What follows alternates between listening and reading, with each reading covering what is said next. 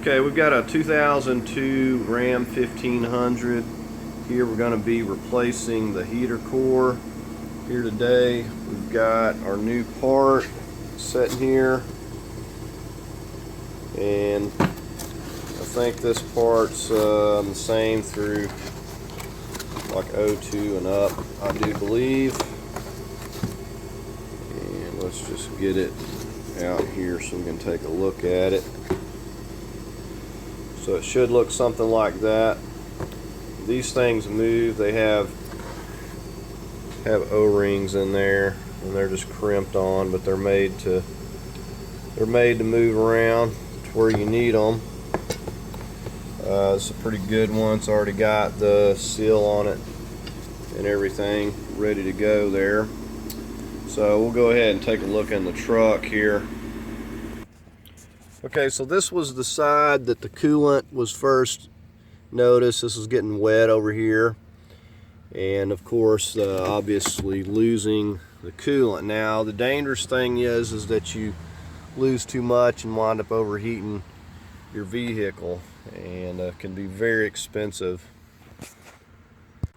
Okay, the first thing I'm going to focus on is this steering column here. You're going to need to get yourself a T20, and you want to have either a long screwdriver type or an extended tip. The stubby, it's not going to cut it because it's not going to be able to get in there far enough. So we're going to come right under here, and you can see we've got one right there. We've got one there and one right over here. So we're going to go ahead and get to work on those three, removing those. Okay, this one right here in the middle is a little machine screw.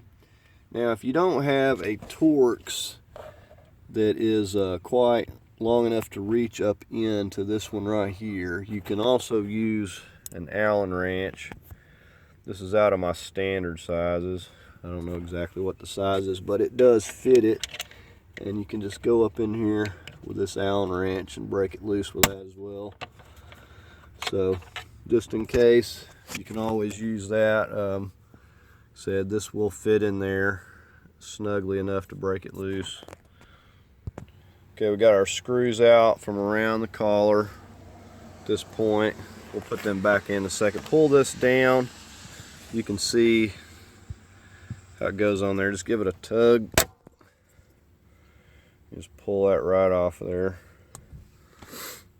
We're going to go ahead at this point, come down here and remove this panel here. I've got a Torx and a Phillips. I don't know what yours will have, but I've got a variety here. So I'm going to remove these two screws on this panel, and then we'll pop this off.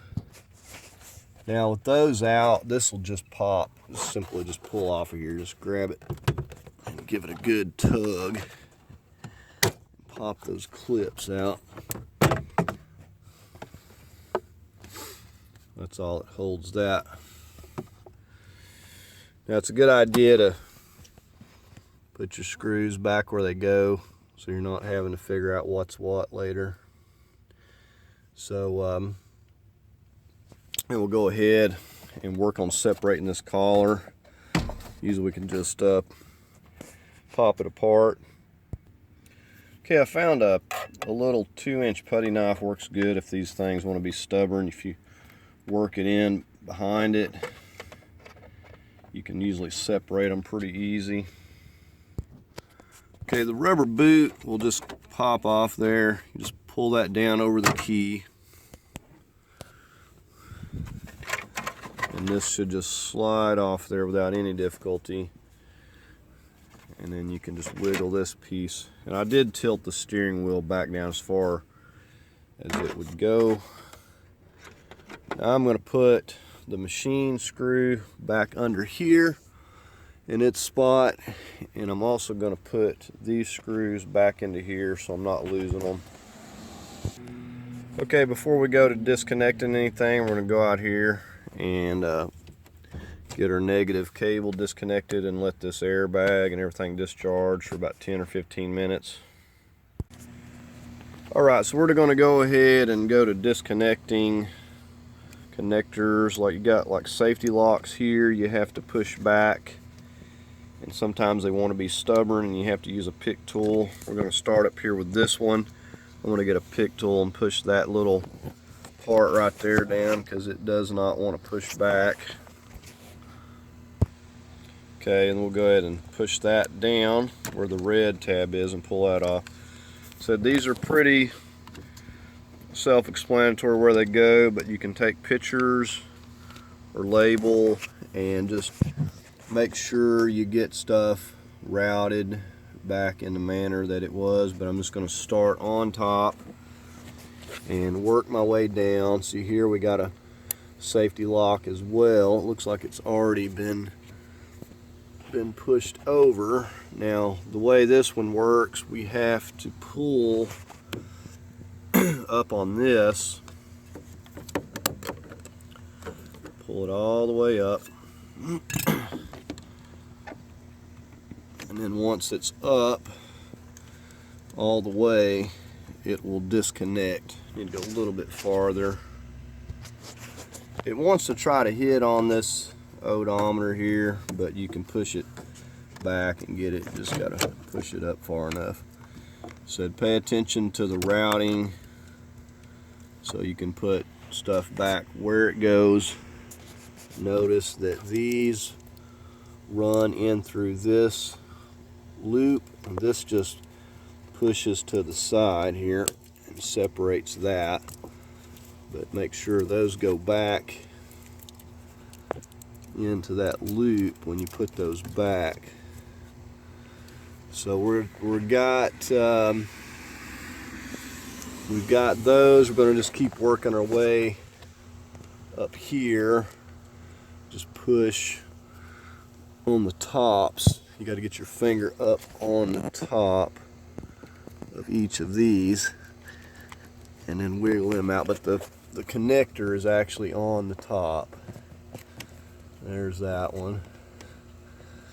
And then this one, you got to push down on the top there. And there's also that's what was making it difficult. There's a little clip that clips into that. You can either pop that out or just cut the tape, whichever one you want to do. Okay, and there's that clip popped out of there. So just right up in there, just don't forget where that clips right there. So now we've got these here, you can see loose, and we're going to just work on this other side here. Now there's really not a whole lot on these, and this has got a safety lock. Push that back. I've seen way worse on vehicles. This actually doesn't have a lot. Got a clip right here.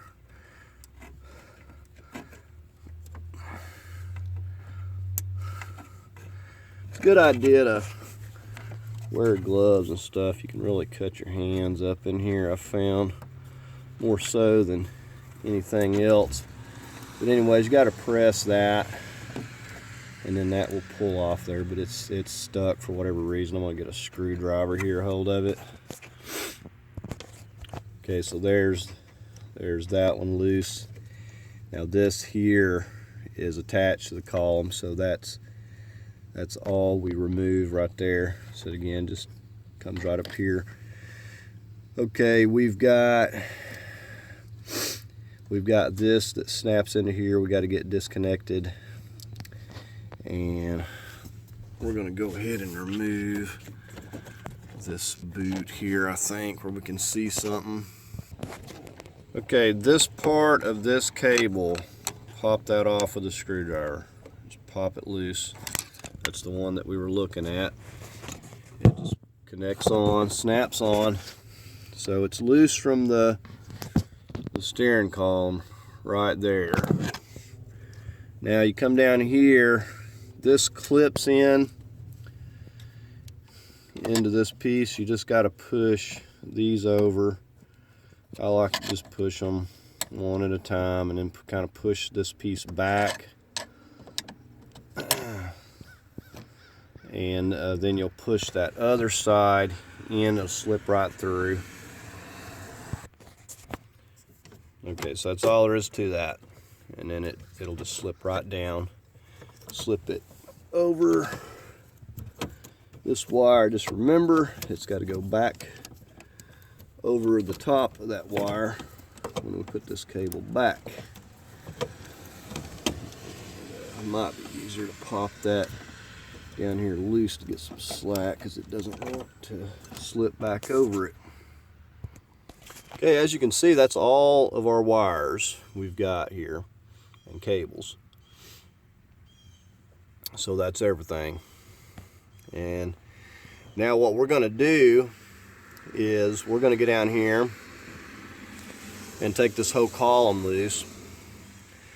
Now we've got 4 of these 13 millimeters that are holding this in place.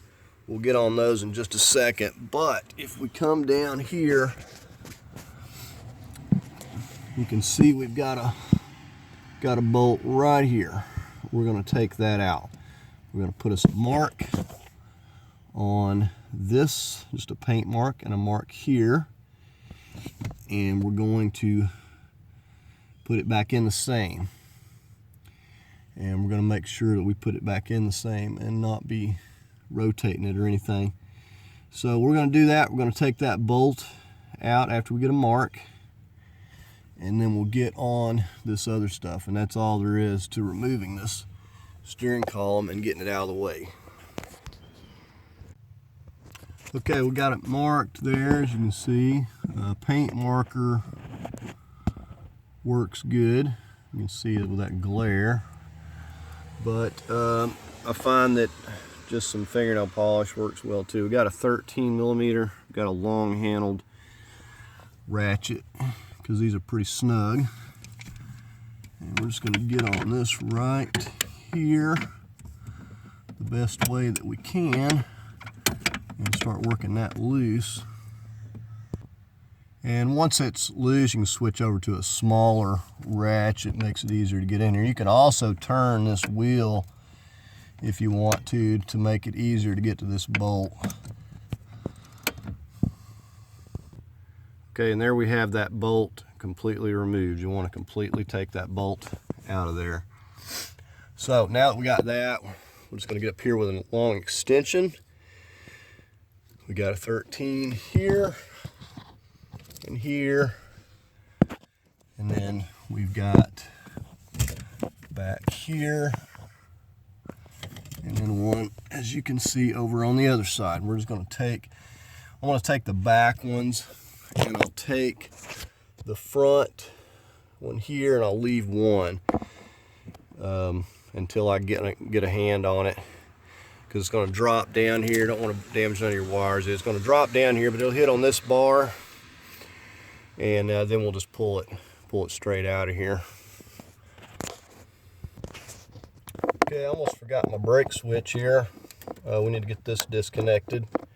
There's a tab on this top side you can't see, and it should pull out of there, but it's really stuck at this point.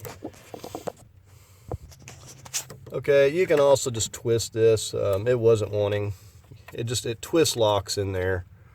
You see that end, it just goes like that, and then it twists like just a little bit, quarter of a turn, and it just locks itself.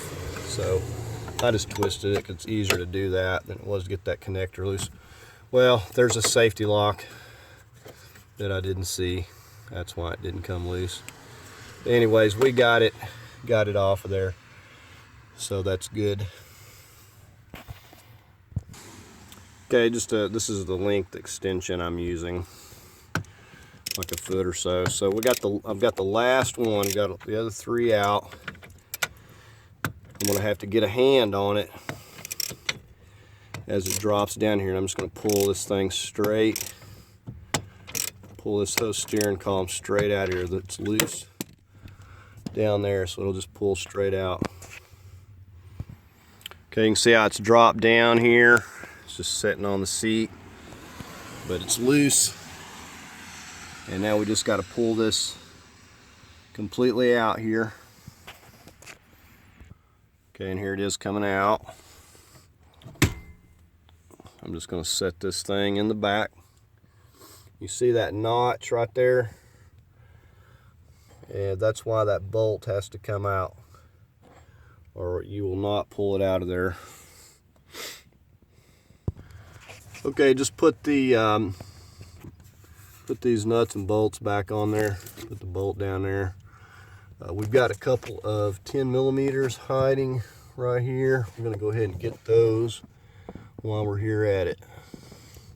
It's got those two. They're going into this main rail here, support. So we're going to take those two 10 millimeters that are just right behind these ones that we're holding the steering column. Okay, and there's those two bolts from up and out of there. Okay, with that steering column out of the way, I'm going to go ahead and focus my attention up here on this back panel.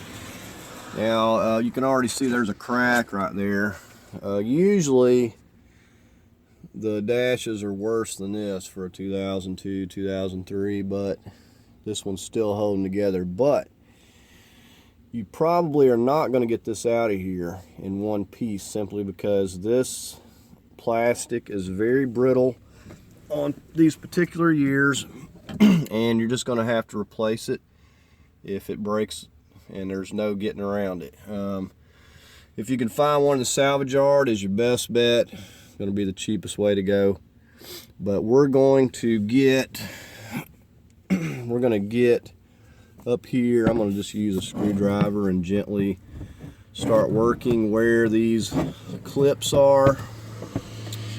You could also, I've got a little plastic, might be better.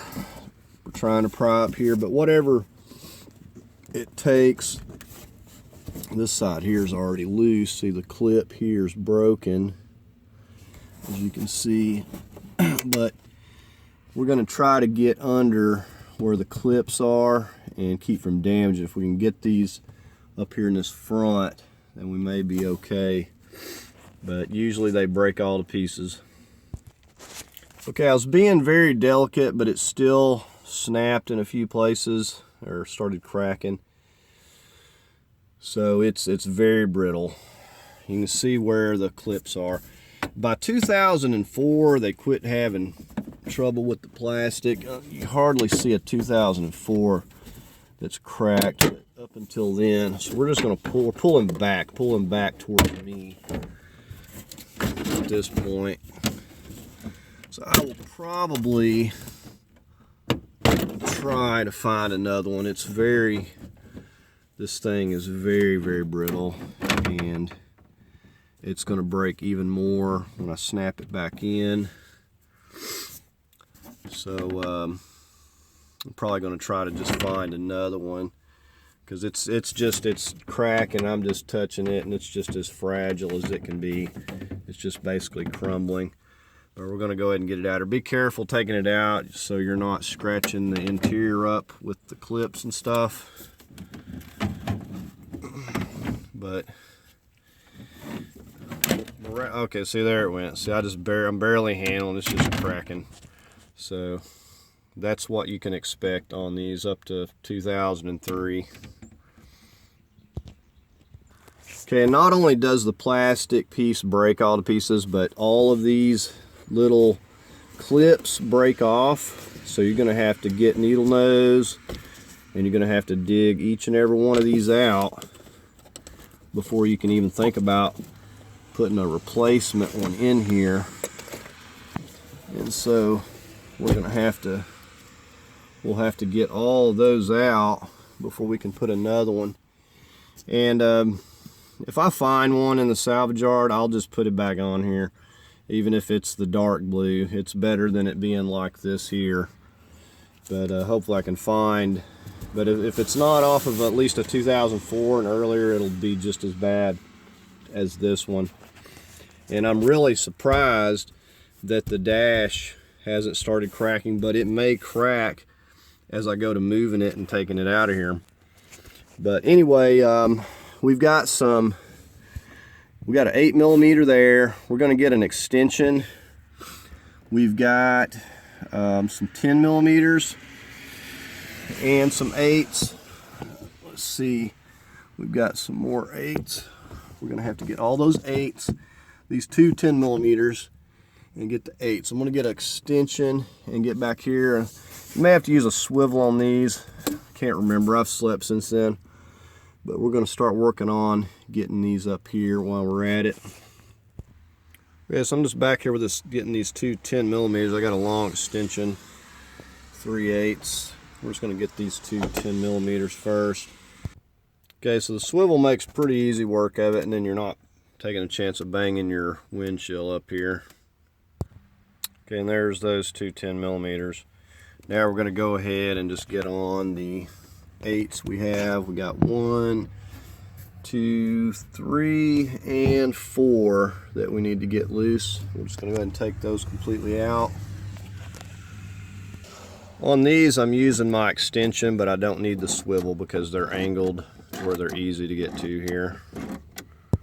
Okay, there's those 4 8mm out of there. I think we're going to go ahead, since we're up here, we're going to focus on these pillars. We've got these little caps. You just have to reach in there with your nail or something and pop those out. And look up in here, I believe we've got a 10. Just pop it that way. So that one pops that way, this pops up that way. So go ahead and take those 10mm out, and then we'll work on sliding this thing out. There's some clips, and then it slides down into there, so you have to kind of like pull it back slightly. Okay, and those are kind of special little screws. Now we should be able to go ahead and give that a pull. Just wiggle it up and out of there. See, there's those clips.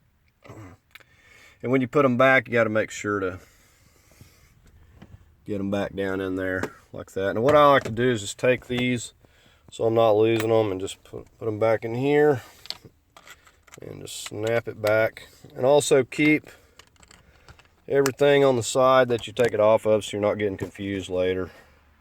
Okay, and I'm just going to do the same thing on this side and remove this pillar. Okay, we're going to go ahead and disconnect this connector while we're here. Push down and then pull back. Now it's clipped in right here as well. You'll want to pop that clip up out of that panel, and then this is clipped in as well, so we need to pop that up once we get this connector out of here. There's the connector. We'll just pop that up with a screwdriver. Okay, and just remember that that goes right there. It snaps right back into that. So we'll come over here, we'll go ahead and pop this panel off. We'll get my little putty knife. Okay, there's that. Just little plastic clips. And we'll put it on the side it came off of. Okay, you can see the bolts here. I'm not going to remove those just yet. We're going to come back to that because I want to get these down here first. We're going to go ahead and take this kick panel off here. Just pop it up here. It just unclips. Okay, actually start down here, give it a tug back, and then start popping it up. Okay, and there that is. It pops in. It was really stuck. Just got that goes into this piece. And the rest of these are just regular clips. And my little alignment peg fell off here. But that's all there is. Basically just pops out. But I guess it's better to pull this side up, but this was really stuck down in here. So I started at this end. Okay, I'm just working my way down here. We've got some wires, not very many over here. we got to get disconnected. See that box I'm looking at there? These wires run to the dash here. It's connected, so we have to get this stuff disconnected from this box, and we're just disconnecting things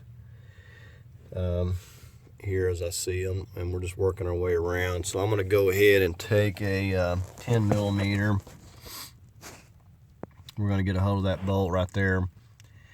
Take that big harness there out of there first. Okay, when you get it loosened far enough, you'll be able to just pull it straight down. Said keep in mind how stuff goes, how stuff routes.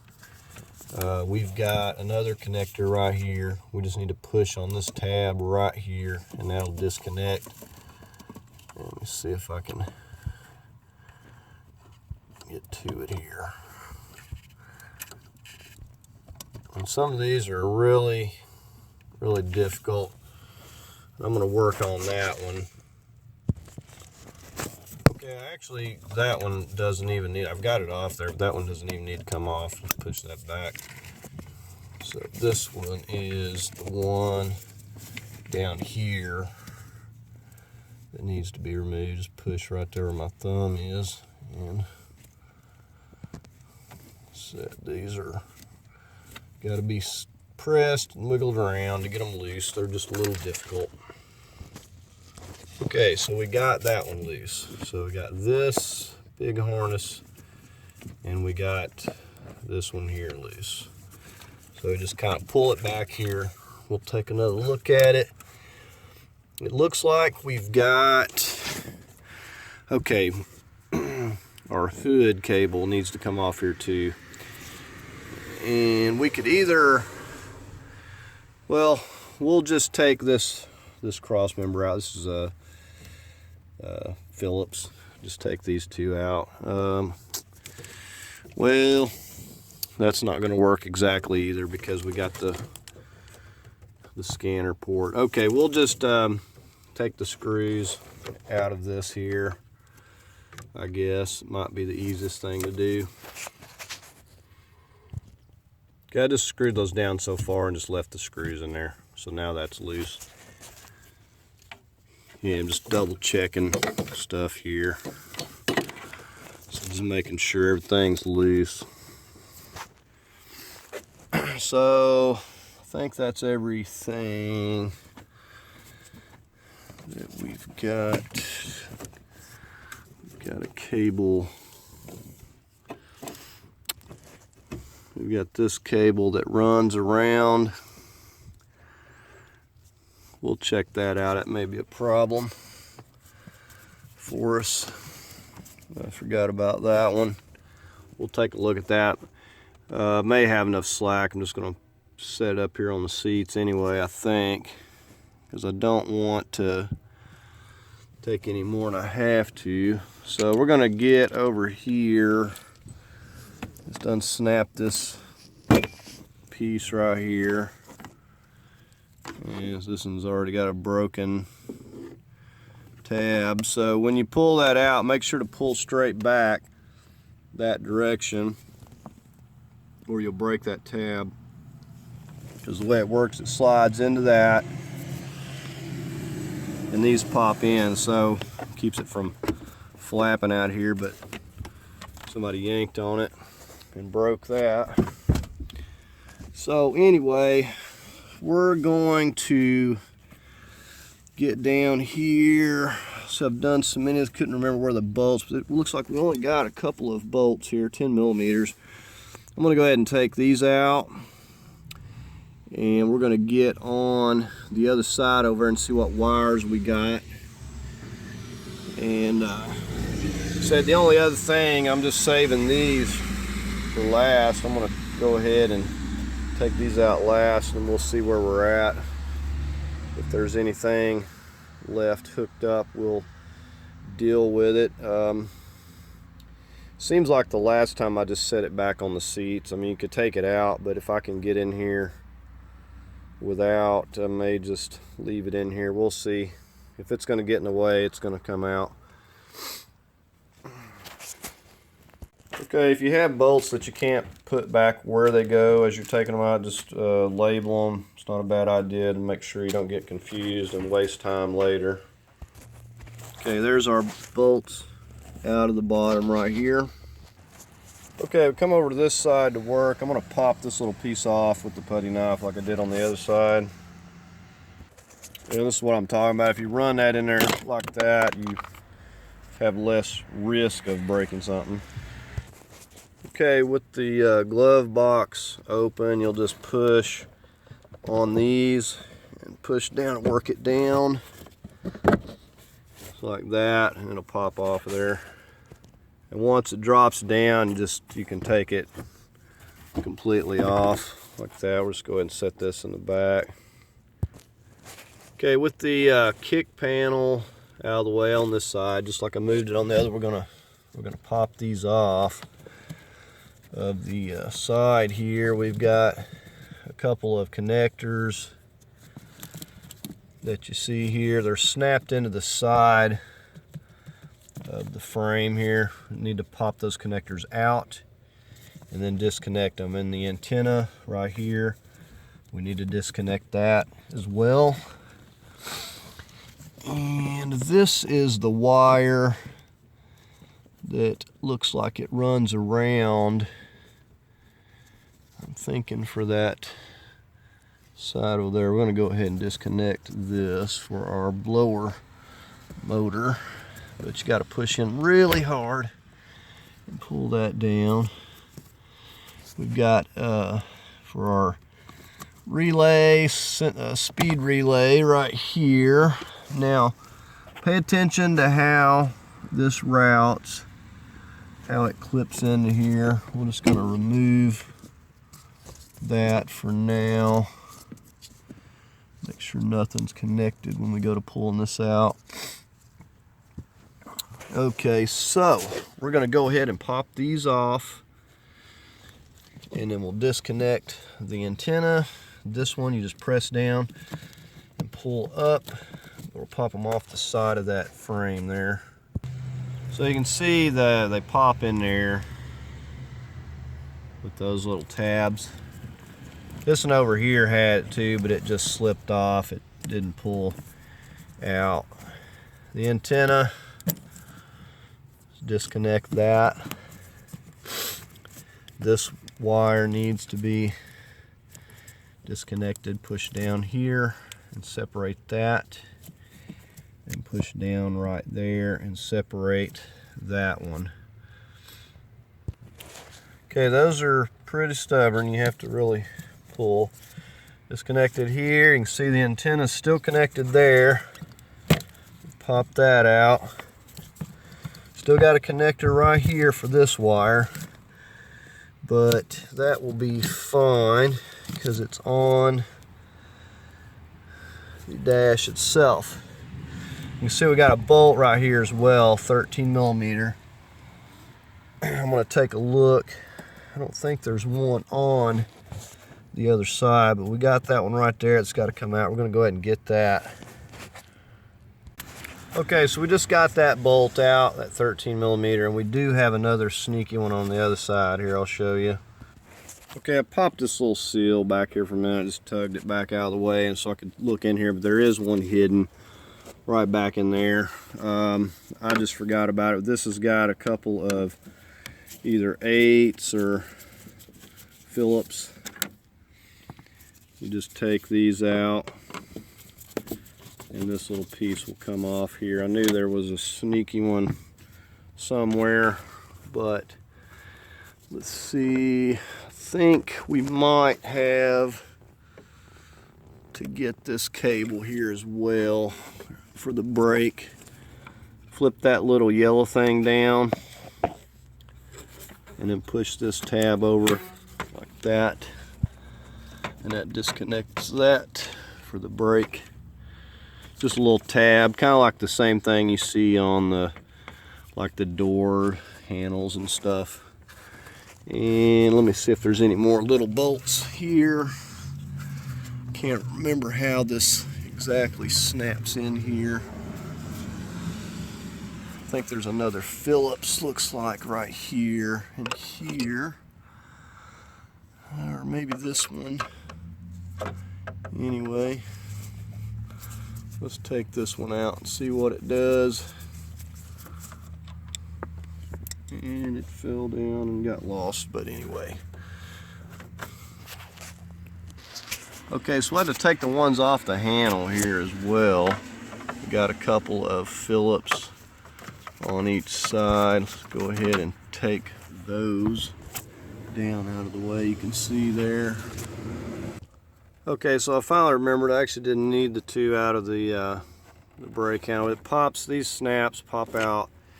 You push it down, and it has the clips that come down here. You push it down and get it over this brake handle piece here.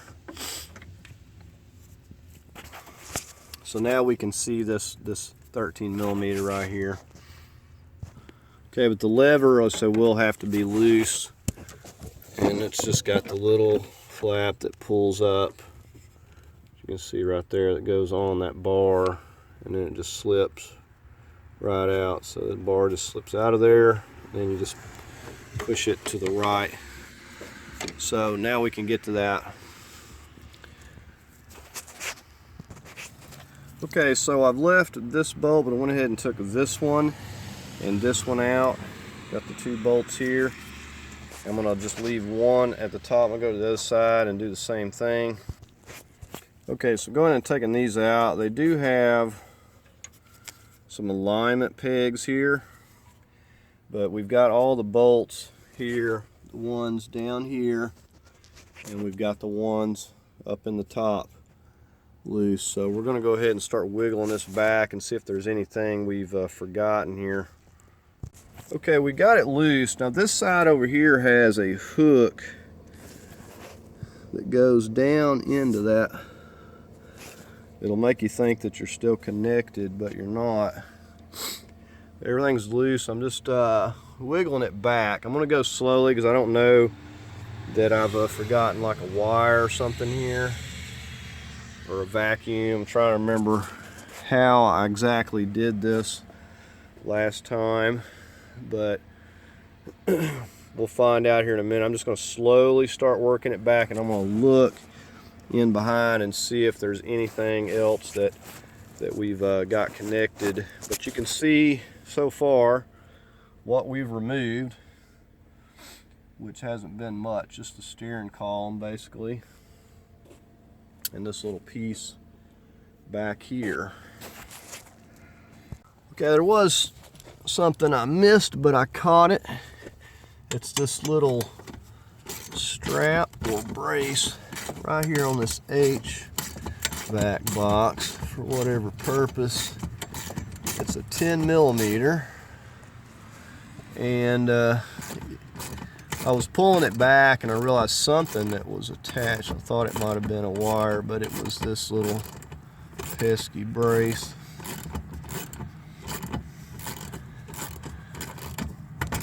So don't forget that. But now we've got it freed up here, and I'm just pulling it back slowly. I'll make sure no vacuum lines or anything is going to get pulled on as I'm working it out of here. Okay, here in the center, you look under here, reach in with your hand, there's a connector, this module. Pull this lock towards this way where I'm at, and just press down right there, and that big connector will come off of that module right there. I had forgotten that. That's why I pull it back slowly. That way I can catch this stuff. Okay, so we got it set back here on the seats. Were it not for that one green wire, I could take this thing completely out of here. That wire I think it's the wire that's running all the way over here to this fan. Yeah, I don't feel like pulling it all out of there, but it could be cut and just put back together with a butt connector. I suppose, but I don't know if I want to do that. I think I've got enough room. Usually I think I just set it on the seat, but that's the only thing preventing me from coming out of here. Just to give you a view of this thing sitting out here, and you see what we left all this stuff on. We just had to connect from the passenger, the driver's side. We got the little the module down here. It's got the connector, and then we got the connectors over there, and then with the exception of the green wire that wouldn't come out. So we're going to get to work now on getting this HVAC box loose. Now, I did not have the Freon evacuated, so I'm going to be removing the lid to this. I've done this many times, but that's what I'm going to be doing, and because I don't want to mess the Freon up. When I got an AC that works, I like to keep it that way. So I mean, but it's not really easy getting to these back screws, so it's up to you on how you want to handle yours. If you want to make it easier, then you're going to have your Freon taken out, and then you'll just pull this whole box out here and you can do whatever you want with it. But I'm going to be working with it,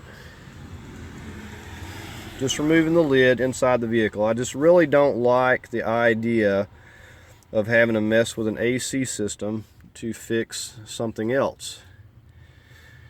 So it seems wasteful, and it's just an expense that's unnecessary. But in some vehicles there is absolutely no way around it because you can't get to it. So I just wanted to give you a view of this, and we're going to get to work. We're going to get to work on these bolts that we have in here. We got some out there on the firewall. There's a 10mm. We're going to go ahead and take these loose. You can see all your actuators, your door actuators you got here. I used to know all the numbers of them and everything, but haven't messed with these in a while. Too many vehicles ago. And this is a common failure.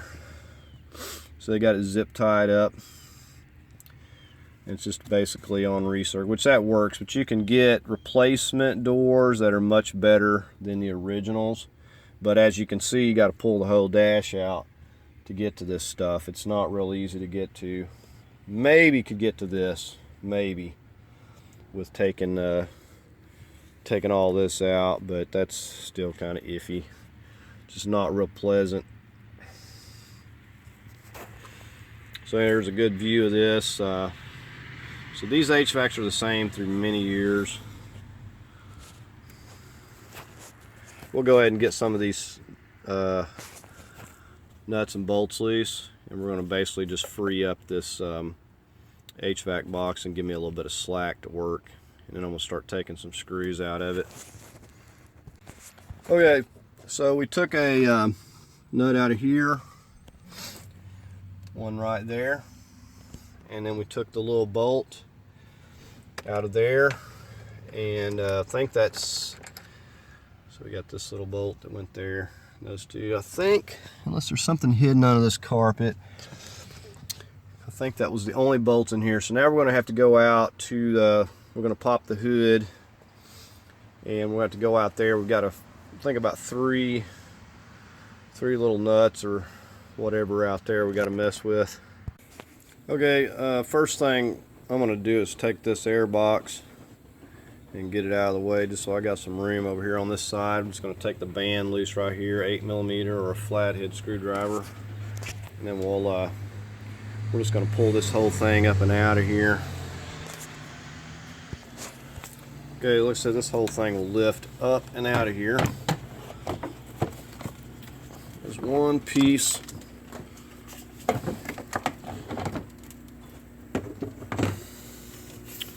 And we'll just go ahead and set this off to the side. Okay, that clears up a little room so we can do a little bit of something here. Alright, so we got to get in here and get to these 10 millimeters. You can see one back up here behind the dryer and stuff. We'll go ahead and get that one first, and we got another one down there that's got the little clip with the studs on the heater core hoses. Looks like we got some leakage going on right here too, so we're going to be having to deal with this. So we'll have to get one of those. Looks like that's leaking as well. So anyway, we're going to go ahead and get started on this. Alright, we're just back here beside the dryer. We've got the upper one right there, that 10 millimeter. This one here had the coolant hoses you see attached. You have to pry this off here with a screwdriver or something. It sticks on to the stud of this right here pretty good. Now I'm just using a little bitty micro ratchet. I found this to work the best in here. Not saying there ain't any other way of doing it, but this is working pretty good. So I'm gonna get this one here, and then we'll move on to some of the other ones that we have. Okay, we got this computer box here. You can see those either Phillips or 8 millimeters. We got one at the bottom, and we got two at the top. We're going to go ahead and take those out. Okay, I'm just getting back here with a 1/4 inch extension and getting these. They're really simple, and they're not very tight. There's what those look like. Okay, just pull that down out of the way. There's a plastic one right here. Usually it will just come loose with your hand.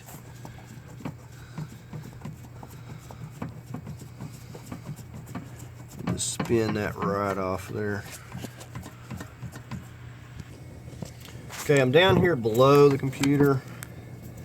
There's another one directly below that. It's a 10 millimeter. I've got my little micro ratchet back there. I've just got the computer, just leaving it in place. And that's the one I'm going to remove at this point.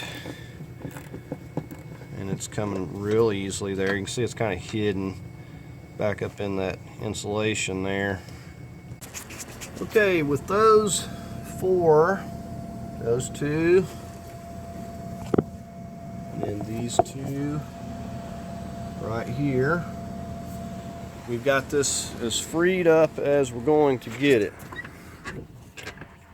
And we've got enough slack at this point to do what I need to do.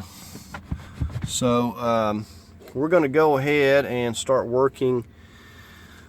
I believe these are Phillips. Yeah, got little Phillips. You can see little gold Phillips that run all around the perimeter of the box, and but they're coming through the bottom. So I always said it would have been a mite handy if they were coming through the top side for this. It would have made things a lot more easy. But we're going to work on these. We're going to have to get this out of our way carefully without breaking it to be able to do what we need to do here. So I think we may just start with this, start wiggling it out. Okay, I've got these screws out, but to prevent breaking this, I'm going to have to hold up on it a second. There's snaps in the front, and I may do better to try to wiggle it out when I do the top part here. So I'm going to hold off, but I've been taking all these screws out of the front. You can see all the easy ones to get to that are along this line. As you can see, this line where it separates. Now right here, I'm going to have to pop this off of here this piece. I can just take this off and take this out of the way. But I'm working on that, and the hard ones get to are in the back, but you can reach these. It's just not real easy to get them. Okay, I come back here under the hood for a minute. I just took some ordinary needle nose pliers and reached up there and got those clamps. And I'm going to be needing some more slack, so I'm going to go ahead and take these off of here. I've got a drain pan down under here. I don't know if you can see that, but we're not going to lose a lot of coolant. Mainly what's going to run out of the heater core. We're going to take these hoses, we're going to pull them up here and just zip tie them up here high enough, and we shouldn't have any real coolant loss. Usually don't lose more than a cup or so coolant. Okay, so I was just taking these hoses off, and this is like a claw for carpentry work. I found this to work pretty effectively because these were some of the worst stuck-on hoses that I've seen. So I just got in behind after I got the clamps loose. I got in behind the hose with this and just gave it a yank while pulling on the hose simultaneously, and I popped them off there. Now this thing went ahead and broke, so it was a good thing I had my pan ready. I knew it was leaking, but all I did was move the hose, going to pull it up here to a higher point, and it just snapped off right there. So, but I knew that was going to need replaced anyway. So anyways, we got those hoses loose, which is what I wanted to do. And now we can go back inside and get a lot more slack here. Okay, I'm working my way around. I was using a shorter Phillips, and I'll tell you, these aren't easy. You have to reach up here and feel, because you know where these are located. There's a couple back here. You got to reach up in behind and feel for them here and here, but you can get them. And I got them with this back there that worked the best, and I'm working my way around. There's going to be, you can see right there, you see where that nub's at. There's going to be one there and one on this other side, and you just feel back in behind it because I've got enough slack to get back behind it. So you can definitely see that one right there. You can see how much I can move this box. So there's a nub right there. There's going to be a screw. So wherever one of those are at, there's a nub right there. It's not hard to get to. And there's going to be a screw, and I've got enough slack to get in here. It's not easy, but you can do it. And it beats having to take your Freon back out. And what I always do, never had a single problem, I just don't put these hard ones to get to back in there. And the box has enough screws around it to hold it in place. It's by the time it's bolted down. But if you want to remove it, if it's easier, just go ahead at this point. If your Freon lines are detached, you can go ahead and take this whole entire thing out of here. So it's up to you on that. But right now I'm just going to continue. I've got the hard ones to get to over here. I've got to get a few over here. I've got like 3 that I've got to get. I've got these already on this side and all the ones out of the front. So I got a whole pile of them here. We're going to continue on here. Okay, so I pulled the carpet back here and was able to take the short one and get back here and get the final one, which is right there where you see that nub right down there. And like I said, these are not easy. This one are the hardest ones to get to, but you can pull this around enough to get back there. I just got my arm under it. If you got bigger arms, it may be more trouble.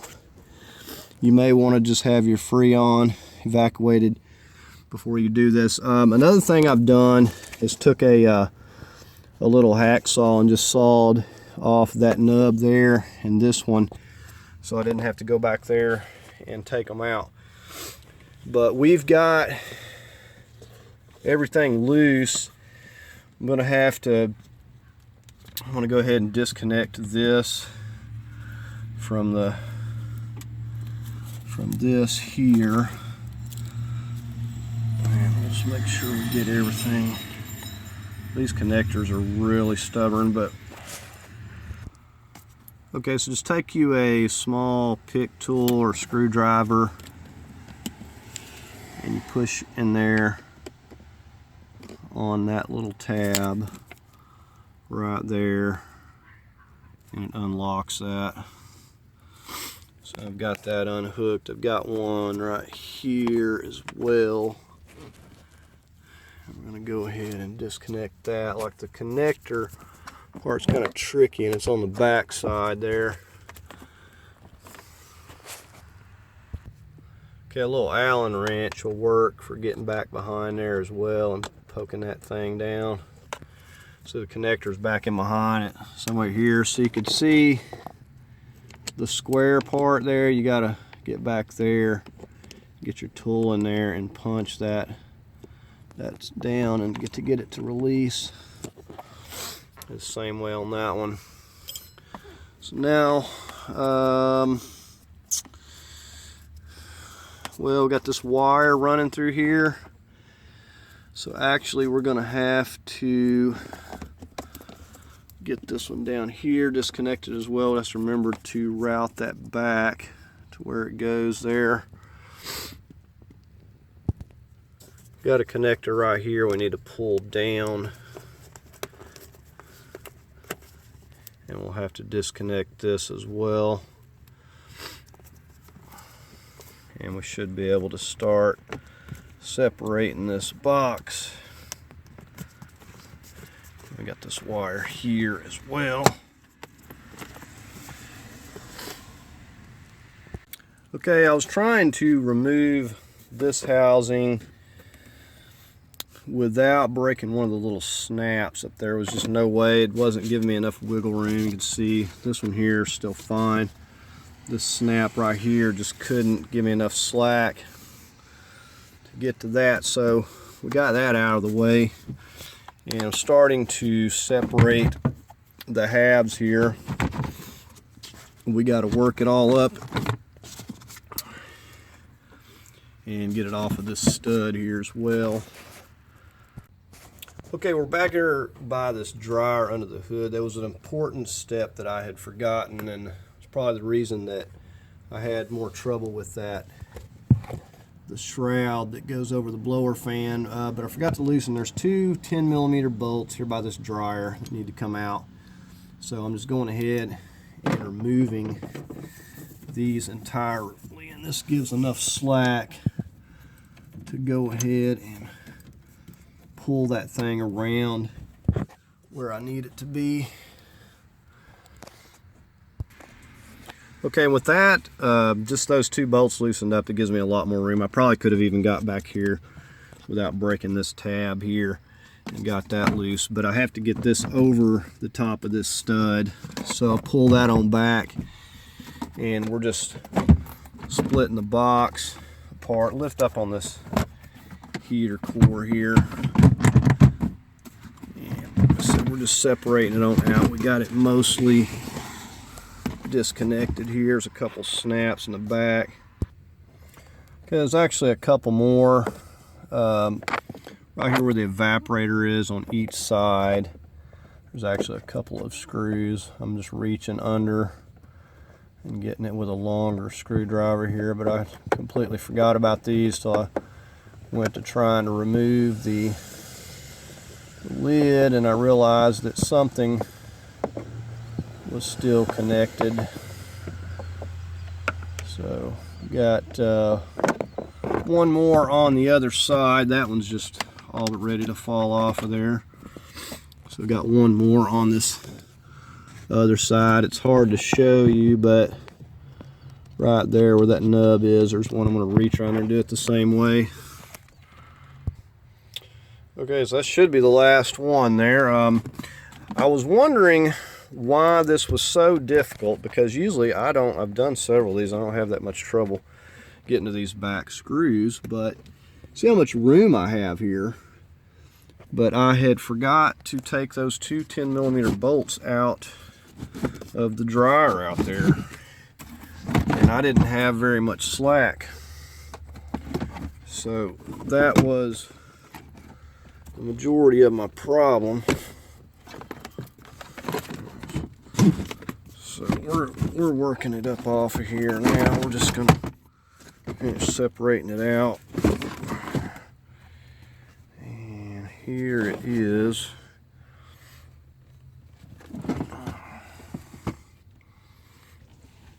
Get back here and give you a better view, but it's just those two other bolts there cleared it up, and then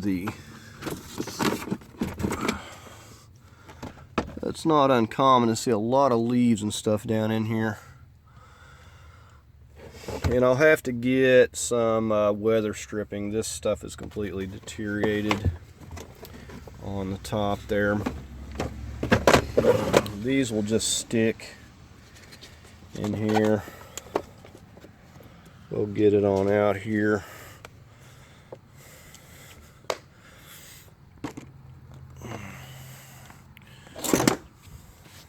But there's the top.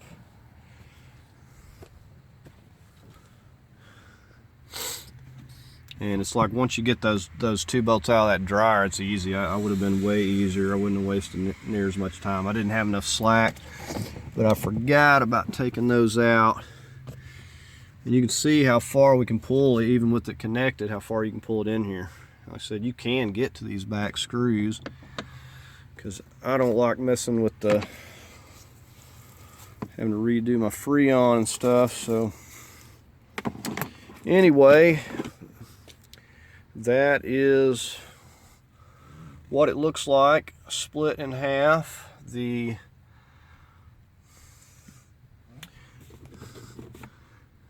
evaporator is still in the vehicle. There's no need to take this out, and we're going to go ahead and work on getting our heater core back in, and we'll work on putting this back together. It's really a mess in here. I've been getting soaked with this coolant. This is going to have to be cleaned out. So anyways, that's what it looks like in there. And if you needed to fix any of these doors, that's the time to do it. You know, you want to make sure these cheap plastic pins break, and they make much better replacements. The aftermarkets are like all metal or aluminum or whatever, all one piece. So you want to make sure this stuff is operational, and none of them should be moving, spinning freely. I have replaced, I believe it was this one I replaced before that the little cotter plastic thing back there broke.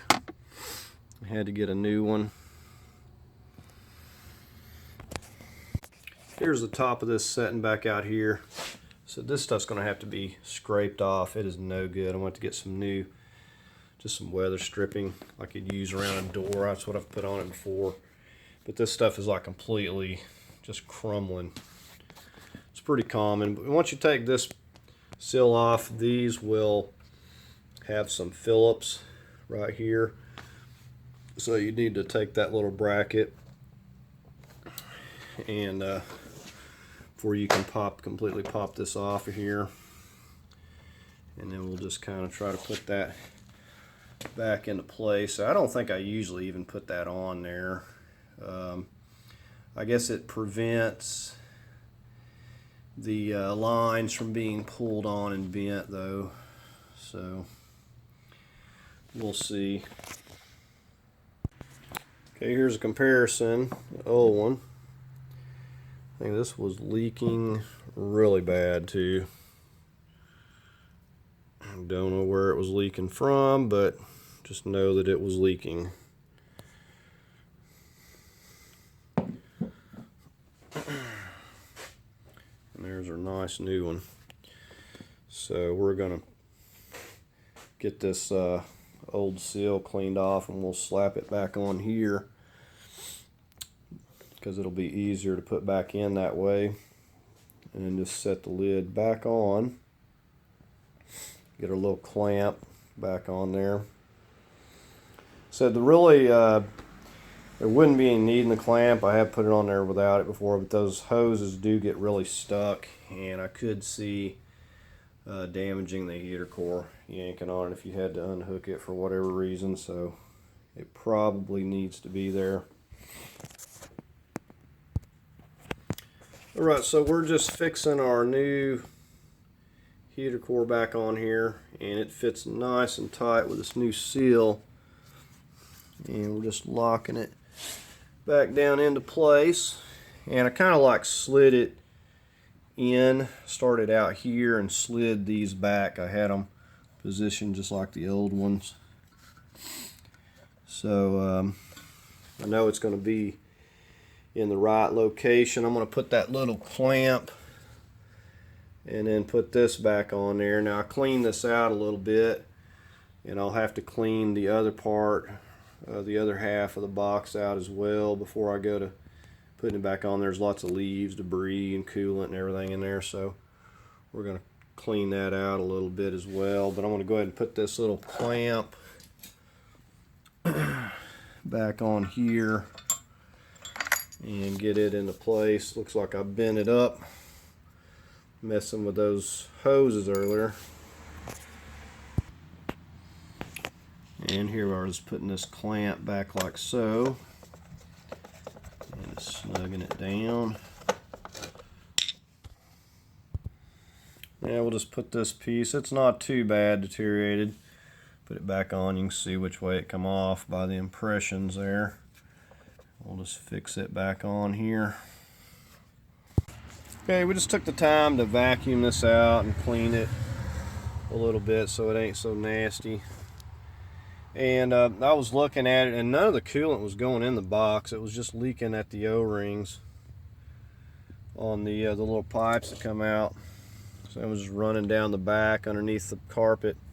None of it was actually going in the box at all. So I guess that's usually the heater core itself will be leaking, but this one's just leaking at the hoses or the tubes coming out. So these on the old one, what I believe is leaking, I was looking at where the coolant was running down,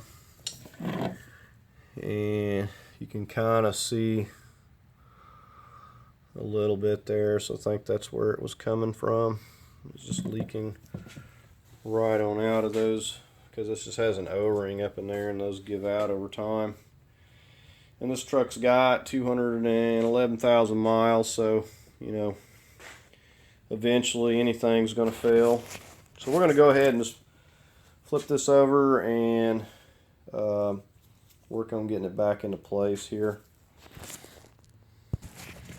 Okay, I was just holding the bottom of the heater core as I set it down. I set this on this evaporator. Once it gets on this part, it goes right into place. There's like a hose that runs here, and then part of the evaporator, and once you get that, it goes into place pretty easily. So we've got it. We just got to line up the pegs, and then we'll go ahead and start working the screws back in. We're going to just put all the easy ones in, and we'll leave the difficult ones out. Okay, I've just started with these, just lining up the peg here. Make sure this wire's going through this, and it slips up into this little spot right here. I've got this one on. They're not real tight yet. I want to make sure everything is aligned before I get everything tight. I'm starting on the pegs up here and just working these in one at a time, making sure everything is working fine. Okay, I was just back here working on this one right here. These are all pretty easy to get to. I'm going to get as many as I can. I'll probably leave the one on the other side and maybe the ones on the, just depends on how hard they are, because I don't need them all. I'm just working my way back. I get this one and this one, just making sure everything's lining up. Okay, so when you put this together, you want to make sure you don't have anything in a bind here, and make sure, you can take these off and make sure that these doors are operating, because you can get this together and things not be working right. So it's not a bad idea to check things out a little bit. So I'm going to take this one off and just make sure that it is freely operating. I've done checked the one down there, but now's the time to check everything out. You don't want to get it together and do all this work and realize then you got a problem, that something didn't go together right. And it should be fastening together and setting down nice and flush, or something's wrong. Okay, I was actually able to put every single screw back in with it, the extra slack, because I didn't take those two 10mm on that dryer loose I showed you earlier. It was making it difficult before, but going back in here was no problem. I was able to get every single one, even the most difficult one right here, just by reaching under and getting it with a short screwdriver. I mean, you don't have to put those back in, but I just wanted to see if I could still do it. And so the doors are operating, so we're going to work on, we've got all of our screws back in. We're going to work on getting other stuff back into place and getting our little door actuators back on here, and then we'll push all this back here in just a second, but everything's locked down. We still got to get some weather stripping. I don't have any of that right now, but we got everything locked down, cleaned up, so that's good. Okay, I just snapping these wires back in here, snap this little piece on, putting this actuator back, snapped it in here. Remember, the wire loops through here, that's the way it was set up, and then connects back down there. So we got those reconnected. I'm just going to fasten this back down here. Okay, I was just going ahead and working this piece back in while I've got the slack here. Okay, sometimes the alignment pegs or the studs on the bottom will want to be difficult. You got to reach under here, because you got this you got a drain spout, and you got a couple of them on the studs that are coming down here, so you have to reach down here and make sure those are lining up, or you won't be able to push it back. But you'll know it when you get it into place. You'll know it. Okay, so just getting the nut back onto here. Before we go out to the firewall, we got the other one over here. Passing that down, and then the bolt is going right here. Okay, next we're just going to come out here and start refastening these ones that go onto the studs. Remember, we had the plastic one, and then the 10mm, and then the two 10mm that go to these studs right up here. So those four. Okay, I'm getting ready to put the two bolts and the important bolts that go into the dryer right there, and we're going to get those back in. That's the ones that said don't forget when you're, before you go to removing this HVAC box, take those out, because what that does is allows the slack to be able to pull this, and you can see how far the lines come through, and it allows you to be able to pull this dryer in there that extra little bit. With it on the bracket, it simply cannot move because it's bolted to this bracket right here. So as long as those bolts are in, you can't really move it at all. But with those 2 bolts out, it clears up all the room you need. So I'm going to go ahead and put those 2 bolts back in. Okay, there's those 2 bolts going back in to that bracket right there. I'm just going to tighten those 2 10mm down. Okay, now with that tightened, we're ready to go ahead and get our computer box back up here in position and get it bolted down here. Get it flipped around the right way here. We're just going to get those bolts lined up on the top, and then we got the one on the bottom there. And we're just going to get that back into position. Okay, I'm just using this extension to get these back into place. Just got the 2 on the top and the 1 on the bottom. Let's see, I got the 1 down here. Alright, I'm getting ready to put my hoses back on here, and I've got a dot on which one was the top so I didn't get them mixed up. But at the very least, take you some concentrated coolant just to make these slide on easier, and if you take them off, they'll come off a little bit easier. Just something. I've even used some white silicone, just something that way when you have to remove this again, it's going to be able to come off without sticking, hopefully. But we're going to go ahead and just slide these 2 on. We'll get our needle nose and slip that clamp back down there. The needle nose worked the best. Okay, you can see there I started with the bottom, sliding it on. I'm going to get that clamp on the bottom, then we will work on the top just to give a little bit more room there.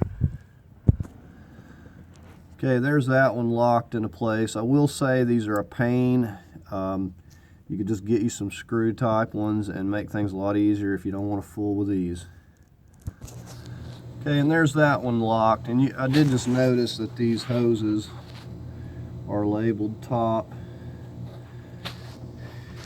and everything there, so just now noticed that. So remember, this piece down here broke, so we've got to dig the broken part out of there. So we'll pop this little clamp back first and get that out. Okay, so just take your pliers and squeeze where that broken off piece and just hold it down, and it'll just fall right out of there, or you can just pull it out with the needle nose. Well, we got the clamp back, we've got that little piece out, and now we have to remove the remainder of this, and you can see that it runs down right down there. We're gonna have to get this one right here, the lower one. We'll get that clamp back and pull it off of there, and we're going to go ahead and disconnect it from the coolant overflow right here too. I'm not a big fan of these. These are always the pieces, these plastic pieces break where the hoses are still in good shape, but that's the way that it's made. So unless you have a adapter or a way of adapting into these two, then you have to buy this special piece. I'll show you it here in a minute. Okay, again, I'm going to use my little claw to get down here. I've got the clamp on that lower one pulled back, but I'm going to pull it off there. Just be careful, don't scratch up the metal part. I've got a catch pan down there, as we'll have probably a little more coolant come out, but just getting ready to pull that lower one off there now. Okay, so there we have it loose. Said unfortunately, because of this hose here, I'm having to lose a little coolant. If yours is fine and doesn't break, then you won't have to go through this process. But here is the replacement. There's that part number, and these aren't cheap. From the from the store. They'll be about $100, and I got it from $70 on Amazon. Okay, so I got my clamps put over here. Now we're just going to get ready to work this into place. But like I said, these are kind of expensive, so if you can come up with a cheaper way to adapt to this, you'll save yourself at least $75. I have not had one of these break on me before, but there's a first time for everything. So it's just going to go in here. We'll attach that in right there. We'll get this other end going back down there, and then we got this. We're just going to push back on to our overflow, and we'll make sure we get these lined up before we go to putting our clamps on. Okay, I'm gonna zip tie this back over here. A lot of this could be due to the heat from the exhaust manifold helping this thing crack, so I'm gonna zip tie it over here, kind of back behind this a little bit farther. But just got to get the clamps back on there and then down on the bottom, but I've got it all hooked up and into place here. Okay, now up here on the firewall, we slipped that back onto that stud there. So here's how it looks. I zip tied it over here. Got it a little bit farther away from that exhaust manifold heat. We've got everything connected. I said you can strain this coolant. If you got a clean pan, you can just reuse it. You don't have to throw it out. So we'll just strain it and run it back through. It'll be fine. Okay, the only thing we'll have to do is top this coolant off, and we'll get our breather box and stuff back on here. We're going to go ahead and go back inside. Okay, I've got this weather stripping. I just got this from Lowe's. It's 1 inch wide by a 3/8 inch thick, and this is going to work to do what I need to do. So we're going to go inside the truck here. Okay, a 1/2 inch may have worked, but I can trim this down a little bit if need be. The main thing is just so we've got a seal going back around this and around this over here. So we're going to go ahead and start work on. This has a sticky side, so we're just going to work on putting it down and doing the best we can with it here. Okay, we should have probably went with the 1/2 inch, so I'm going to have to cut these in half here to put these down for sure. But these here will probably be all right. It hangs over a little bit, won't hurt any. So there we are. Because this is a little firmer, I may have to push this dash down a little bit harder to get this to. I couldn't find anything closer to this, so we'll see how it works. It may be that I needed like a 1/4 inch, but seems like the last time I used some 3/8.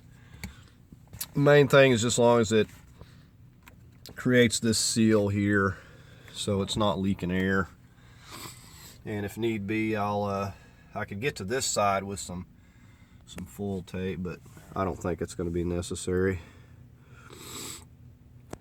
So there it is. We're going to go ahead and work on feeding, getting this dash set back up here now.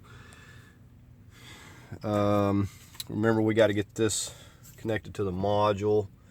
Once we get it set into place, we're going to go ahead and start working it up in here, and getting our cable feed back through there and getting some stuff reconnected.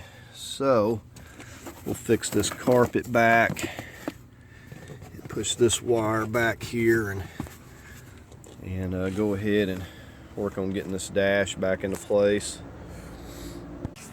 Okay, I'm just working it into place. It's very easy to work this back into place even by yourself. You just kind of get the little legs down here started and just pick the top end up and scoot it back. So we're going to go ahead. It's easier to pop that out. Go ahead and start pushing it back. The main thing is that we don't get anything wires behind something they're not supposed to be behind when we're doing this, and that we get our cables and stuff like this going back through where they need to be, like so. But we just kind of got it sitting there. We got a little hook thing on the other side. We'll go over there and try to get that started. See, on the passenger side you got this, so you got to kind of lift this up and get it into that square slot right there. So we're going to go ahead and do that. Okay, with that set there, we know we got this side stationary. We can go to the other side and we can try to get a bolt started here, and just kind of loosely get your bolts until you know that you got everything up here. You got your bolts in and everything lined up right. And I should have took all these little pieces out when I had this out of here, but I'll have to find another piece for this back here. So usually you can go to a salvage yard and get these pretty cheap. If you order them online, you're going to pay quite a bit for them. So just depends on how bad you want one. Stopping the leaks and everything is the most important job, getting the heat working. Okay, and I got all my bolts. I just had them in bags and labeled and stuff as to where they go here.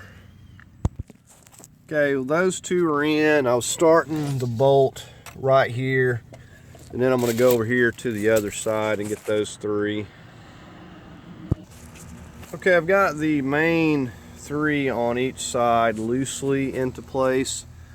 I'm going to reach down here. I'm going to reconnect this module right here. It has the safety lock. Just push that back once you get it into place here, and then we'll get the bolt back down here.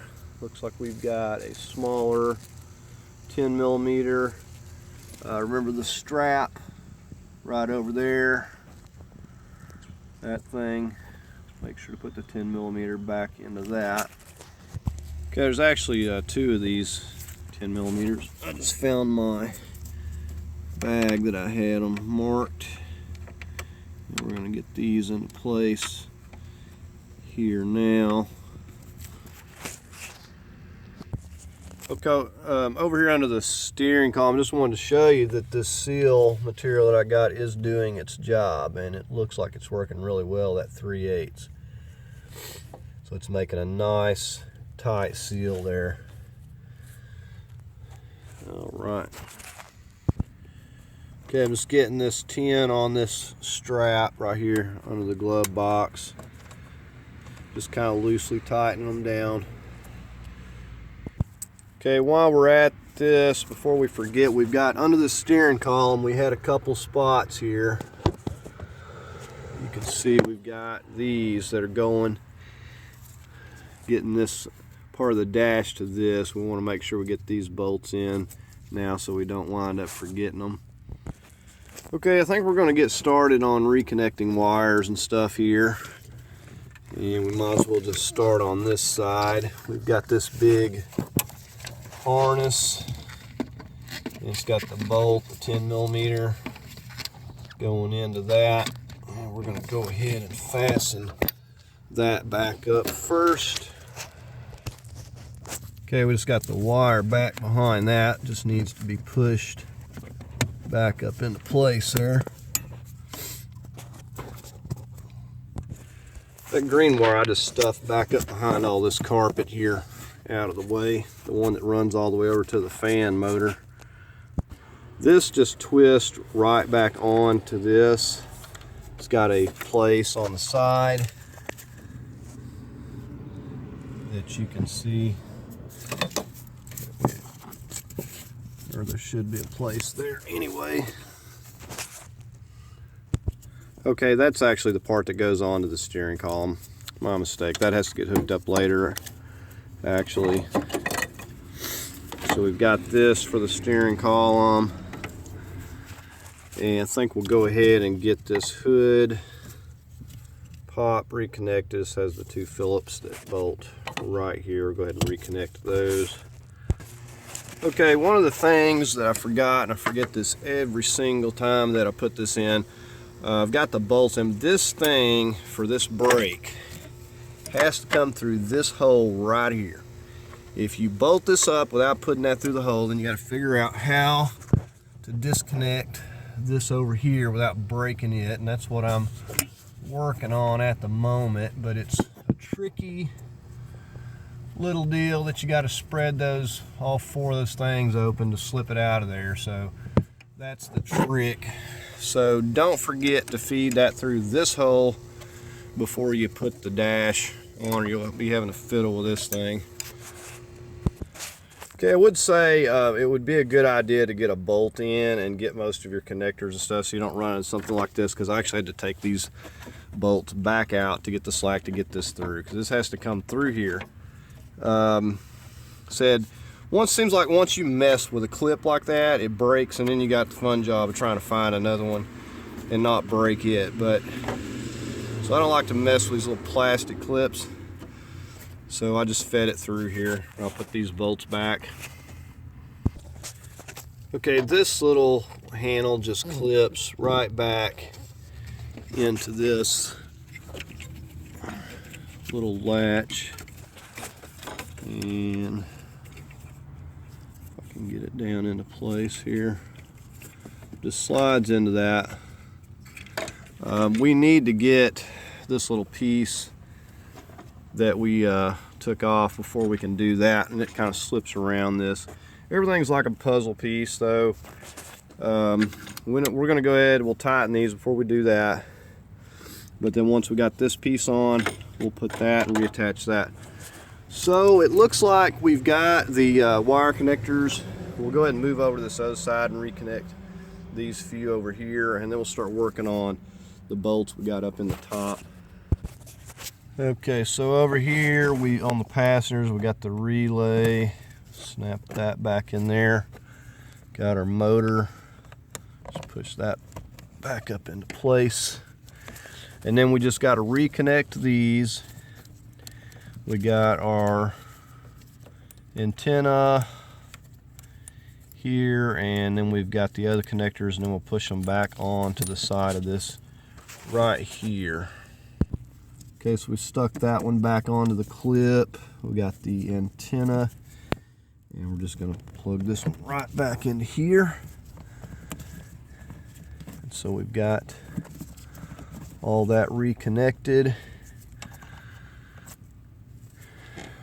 And I think we'll go ahead and we'll get up top and we'll start putting these back in now.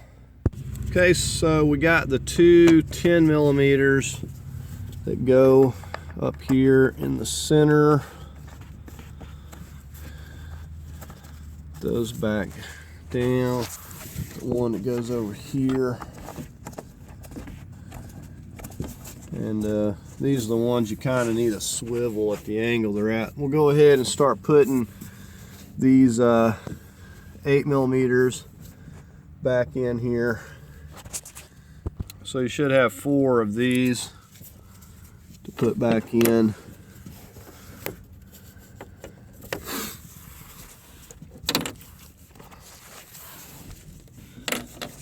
And then one down here. We'll go ahead and start locking those down.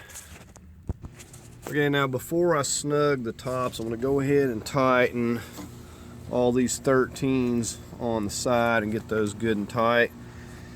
And then I'll go ahead and tighten the top, and then tighten these 2 bottom ones down here. Right, I just finished tightening these, and then this one right here.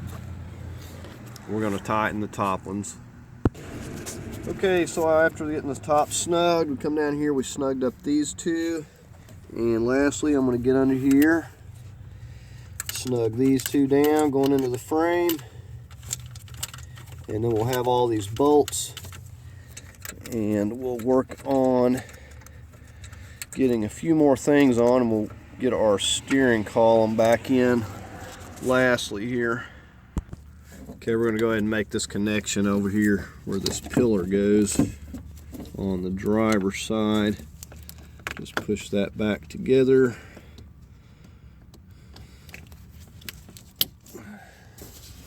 And then it slips on that little spot right there just to keep it out of the way.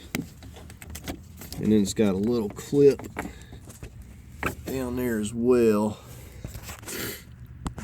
Should look something like that. I think we're just going to start with these pillar pieces, start putting some stuff back together here. Okay, the hooks just slip back down into there, and then we've got the screws inside of the piece here, so I wasn't losing them.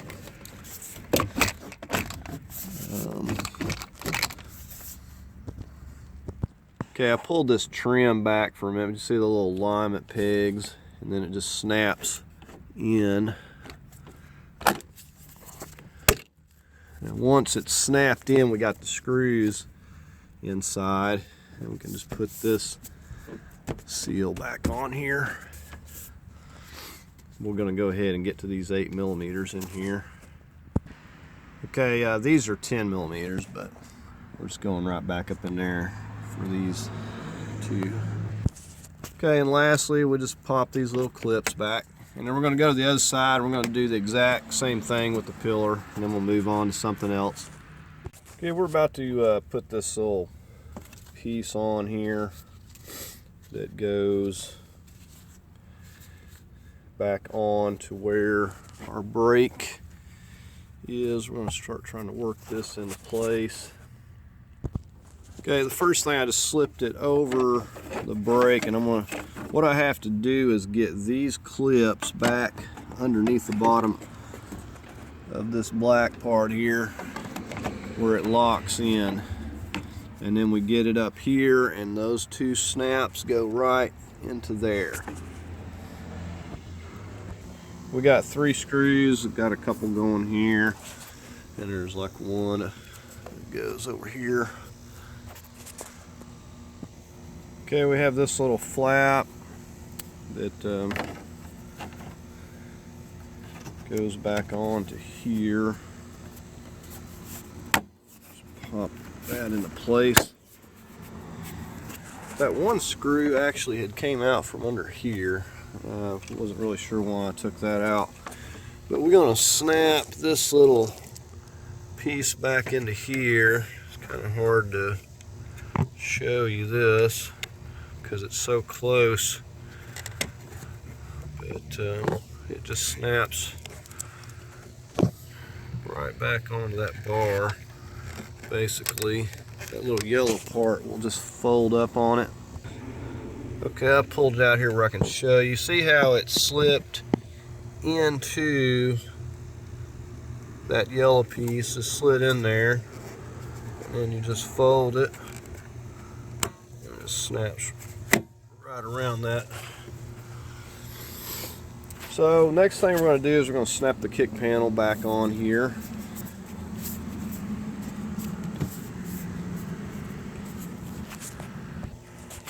Okay, we'll just slide the little pin back into the hole there, and then the clips will go right into place.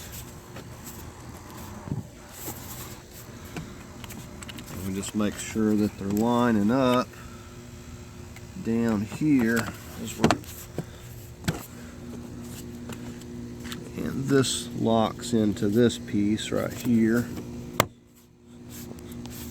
You should hear that snap. And something didn't lock in up here. So now I think we got it. So we're going to go to the other side and put this piece on and this piece on. Do the same way. Okay, after getting these pieces, we're going to go ahead and just get our glove box back on. So it's pretty easy going. You just push these down and they will go back in under there. You just have to push those down firmly. Okay, and there we have those back in behind the clips there. So we got that on. We'll go ahead and get this little piece down here. Okay, if this should have clips on both sides that slide back into those little spots, and then these little metal clips will go into these and lock it in. So the first thing you do is make sure that that's into the little slot, and then you can lock these in. Okay, now we're going to go ahead and get our steering column back in. We'll be putting some high strength Loctite on this bolt as well, but we're going to just go back in the same orientation. So you can see the little dot I put there. I'm going to make sure that it corresponds with the dot I put onto the steering column. But we've got these 13s. There are 4 of them that hold it up, as you can see with the studs. They go on the back, and then these 2 on the front.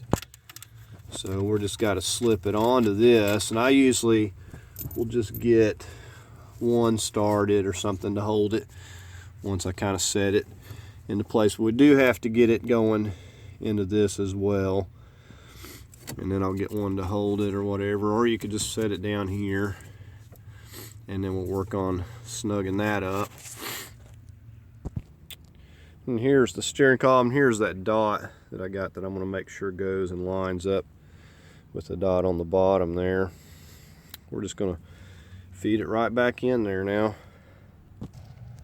Okay, we're working it down on here.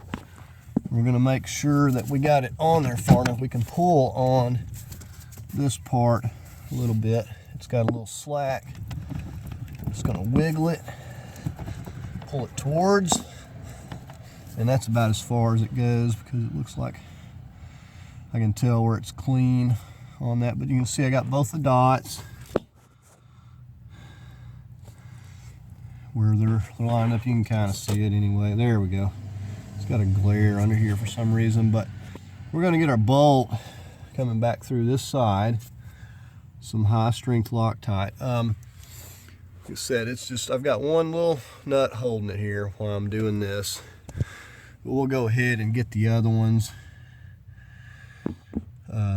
We'll go ahead and get these other ones started up here before we go to tightening this down here down. Okay, I'm going to go ahead and snug these 13s up, all 4 of them, and then we'll get on tightening that bolt down there. If you got your steering wheel, when you was taking it off, spinning around, you may have gotten it out of alignment. So if it comes to that, you'll have to take it loose down here and push it off and turn it and get it lined back up again. But I'm going to go ahead and snug all of these 13s up here, and then we'll get on that bolt at the bottom. Alright, we're getting ready to go back in with this bolt for the shaft. I'm using the red Loctite. And we just gotta reach down here and get it started right here. And we're gonna snug this 13 up. I said if you don't pull this collar back, you won't get your bolt where it will go through the little U shape, and that's what another thing that ensures that it stays on there. We're going to go ahead and start snugging that up. Okay, we just got that bolt nice and tight there, and we're going to go ahead and work on coming back up here and making some other connections. We got the brake light here. We need to, all you do is push it in here and give it a twist. And you can also push the brake pedal down to help you a little bit. But just twist on there and it locks. That's all there is to that. We got a connection right here. We need to go ahead and make.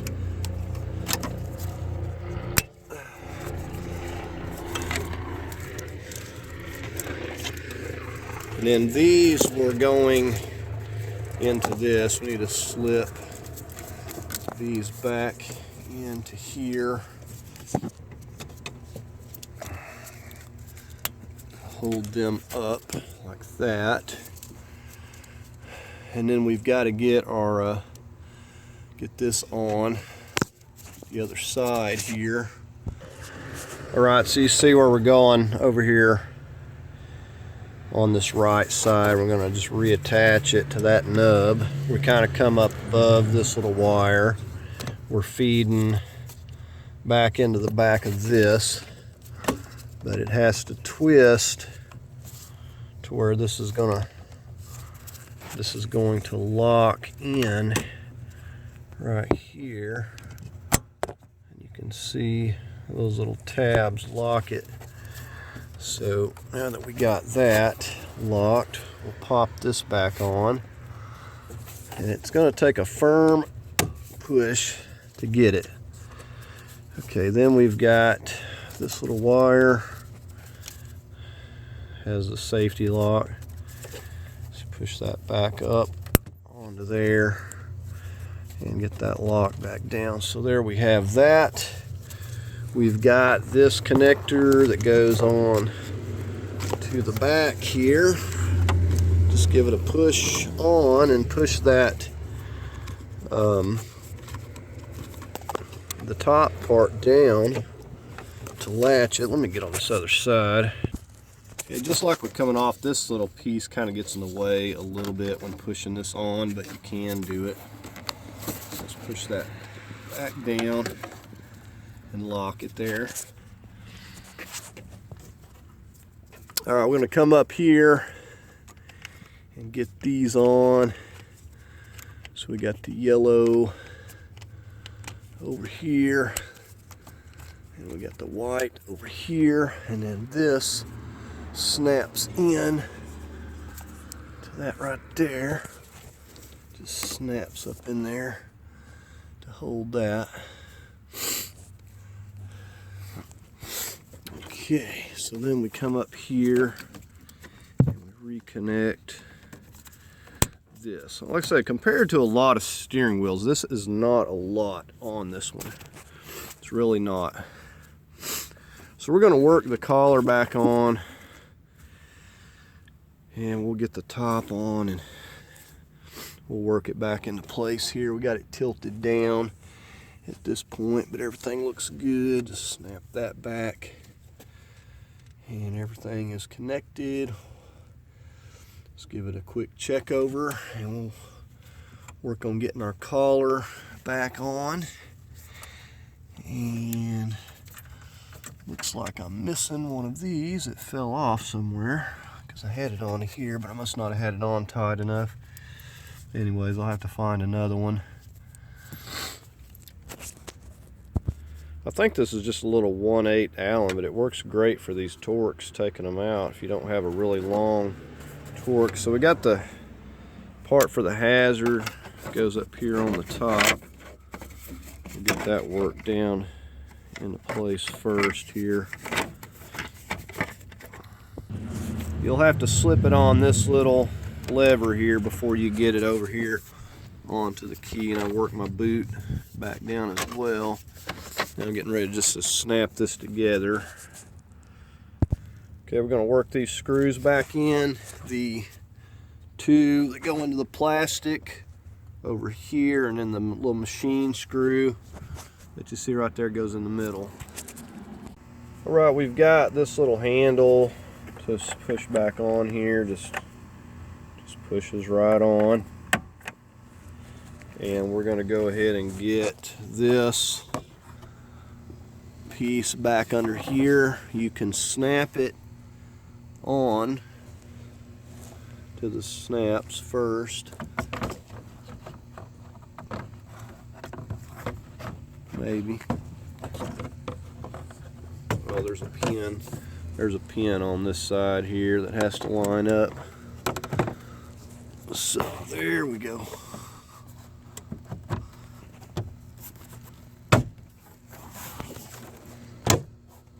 Now we'll go ahead. I've got a couple more of these that actually match because I hate having mismatched stuff when you're taking something apart. So I'm gonna go ahead and put them, and it's nice to have a little bit of a washer on these because it'll pull through and crack this. You don't want to just get it crazy tight either. Okay, so the only piece left is this back trim piece, which I'm not putting because it's broken. I mean, you seen how we took it out. You just slip your front where the red felt is, you slip those in first, and then you clip it back down into here. I don't even have any clips on mine to clip anything to, and it's broken, so I'm gonna have to find another one. Otherwise I'd just be setting it up there anyway. So we've got, that's all the pieces there. I've just finished topping off my coolant, so we're gonna crank it up and check everything out here and see how it's doing. Okay, so we're going to go ahead and get our negative cable back on here, get it connected. Okay, we got it cranked up and running here. We're just running it through the, got the heat on, we're running it through the different, you can see a lot of stuff being blowed out there. I guess I didn't get everything cleaned up. So we're just checking everything out. It's not a bad idea to do this before you get it locked down. I mean, everything was working and all the doors were, I checked them out, so I was pretty confident that, because they were working before. But you never know. So the vent, the defrost, everything is working. It's coming out where it's supposed to, doing what it's supposed to do.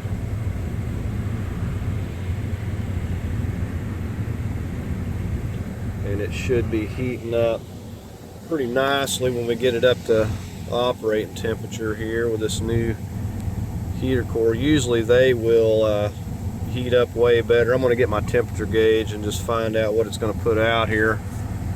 Okay, this is the gauge I'm talking about. You can get these, you know, so you know how cold your AC is getting, and you can check your heat with it too. And they're about $6–7. You can just find a vent to put it in. If you can't fit it in, you can take this part off of the, you can take it completely out of there if it simply won't fit, and you can slide it into almost any vent. We're going to put it in this one right here, and just we're going to see what it's going to read. Okay, I'm also just checking for leaks while I'm out here, looking up in here at the heater hoses. Everything looks good. Any other connections I take them loose, and so far there's no leaks or anything. I'm just going to top this off as needed. I had it full, but it's going to have a little bit of air in the heater core, so I'm going to have to work that out and replace the coolant that was in there, because we lost a little bit in there among the other things with the hose. Okay, so I just took it down the road. You can see we're like right at, we were a little bit above 140, and now we're about right at 140 here that I'm up here idle. When I was going down the road, it was actually a little bit above it. I've had other vehicles, they'd get up to 160 coming out of the vent, so I don't know if it'll get any hotter or not if I was taking it down the freeway or whatever, but I mean, it feels pretty hot. Even at 140, it feels pretty hot. I mean, it's really hot to the touch. So it's creeping back up there now. It's kind of tricky to see right here where it's at, but it's getting up above. Can't really tell it there, but it's getting above the 140 mark. But it feels plenty hot coming out of these vents, and I've got it on the max. So, but everything's working. We got everything back together. Everything's working. It's not that bad of a job. Said there's not really a whole lot. These rams are probably one of the easier dashes to remove. So there's not really a whole lot. And we got the leak stopped, so hopefully we'll get these carpets cleaned out. They should start drying out anyways, but they're all sticky and need to be cleaned. So anyways, that's going to do it for this video. Said I hope you found the video helpful. If you did, give it a thumbs up. And as always, I invite you to subscribe. And I thank y'all for watching.